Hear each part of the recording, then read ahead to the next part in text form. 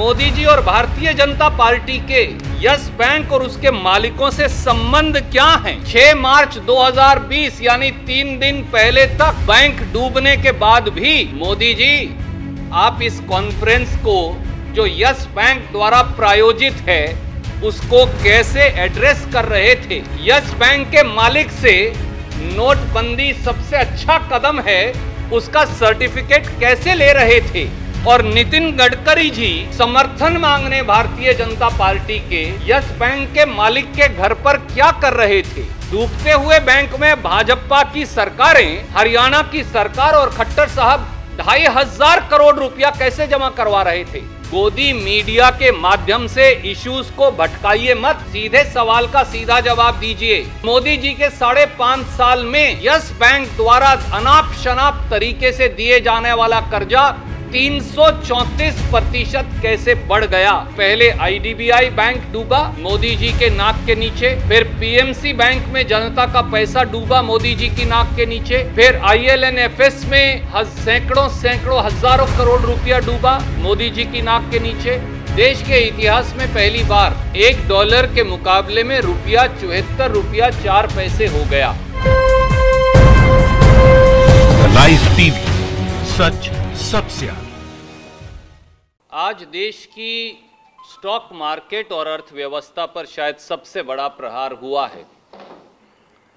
देश के इतिहास में पहली बार स्टॉक मार्केट 2,419 पॉइंट्स गिरी और देश के निवेशकों का 6 लाख करोड़ रुपया से अधिक डूब गया। देश के इतिहास में पहली बार $1 के मुकाबले में रुपया 74 रुपया 4 पैसे हो गया। देश के इतिहास में पहली बार हमने ये देखा कि कच्चा तेल जो है वो $32 प्रति बैरल हो गया, परंतु पेट्रोल की कीमत आज भी 71 रुपया लीटर है और डीजल की कीमत 64 रुपया लीटर है।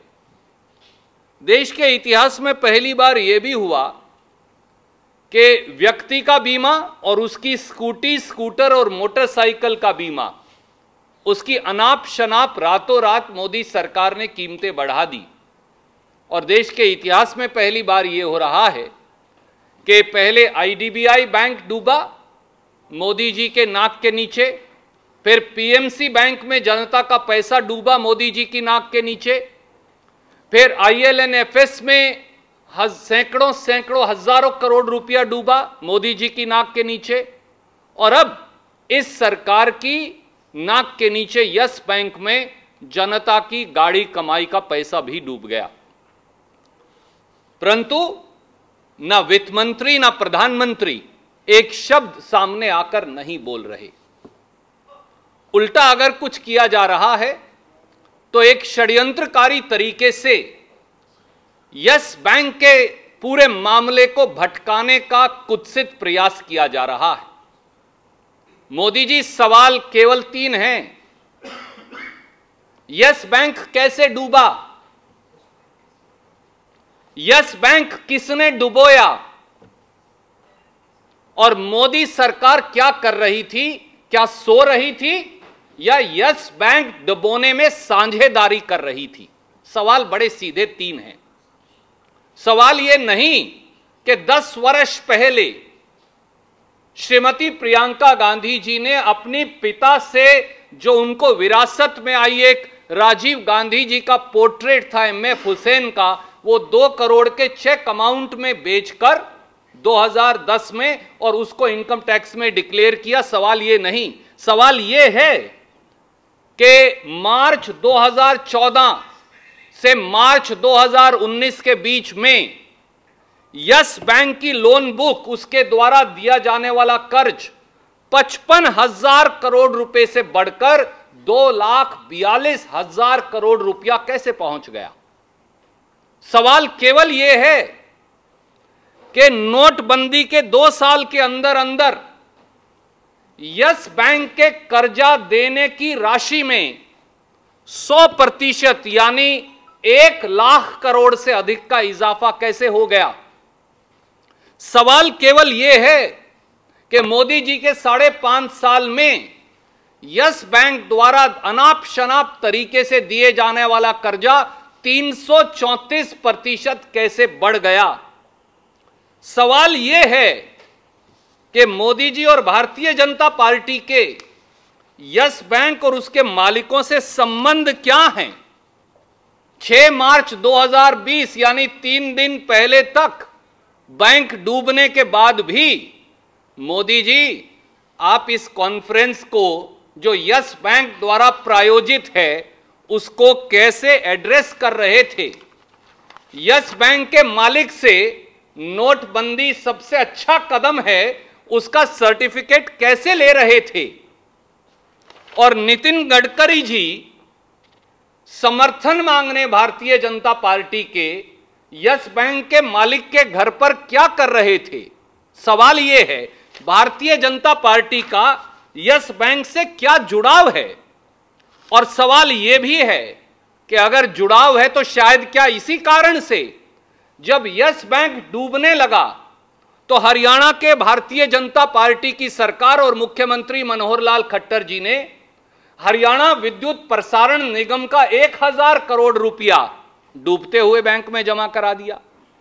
करनाल की स्मार्ट सिटी का एम्प्लॉइज के ग्रॉस जनरल प्रोविडेंट फंड का और अलग अलग महकमों का 1500 करोड़ रुपया और जमा करवा दिया।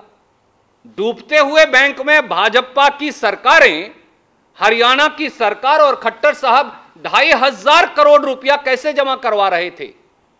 सवाल यह भी है कि महाराष्ट्र की फडणवीस सरकार ने यस बैंक में अपनी कॉरपोरेशंस का 1500 करोड़ रुपया कैसे जमा करवा दिया। सवाल यह भी है कि किसके इशारे पर और भाजपा की कितनी सरकारों ने कितने हजार करोड़ रुपया यस बैंक में जमा करवाकर हिंदुस्तान के एक्सचेकर का डबो दिया। इसलिए सवाल बड़े सीधे हैं।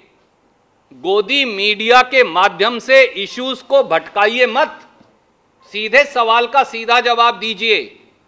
2 लाख करोड़ रुपया जब बैंक की लोन बुक में बढ़ोतरी हो रही थी, 334% इजाफा हो रहा था, तो क्या सरकार साझेदारी कर रही थी या फिर सरकार सोई पड़ी थी।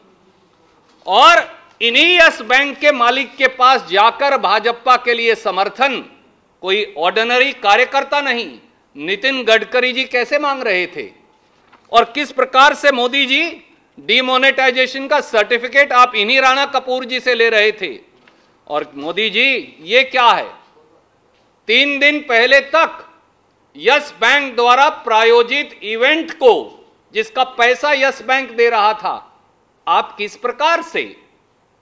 प्रकार से उस इवेंट में जाकर भाषण दे रहे थे। कि देश जानना चाहता है कि बैंक कैसे डूबा, जनता का पैसा किसने डबोया, और सरकार सो रही थी या सरकार बैंक डबोने में साझेदार थी।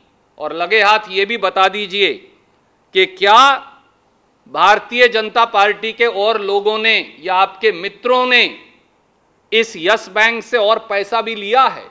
और आखिरी सवाल ये भी बता दीजिए देश को कि जब बैंक डूब रहा था तो गुजरात की सरकार उस बैंक से पैसा कैसे निकाल कर ले गई, जबकि हरियाणा की तो बीजेपी सरकार वहां जमा करवा रही थी। एक औद्योगिक समूह जो गुजरात से है वो अपना सैकड़ों करोड़ रुपया डूबते हुए बैंक से कैसे निकाल कर ले गए। क्या सरकार में बैठा कोई व्यक्ति इनको ये बता रहा था कि ये पैसा वापस ले लिया जाए। वो 18,000 करोड़ रुपया जो डूबते हुए बैंक से निकाल लिया गया, मैं फिर इल्जाम लगाता हूं, 18,000 करोड़ रुपया बैंक डूबते डूबते इस बैंक के खातों से निकाल लिया गया। वो कहां गया?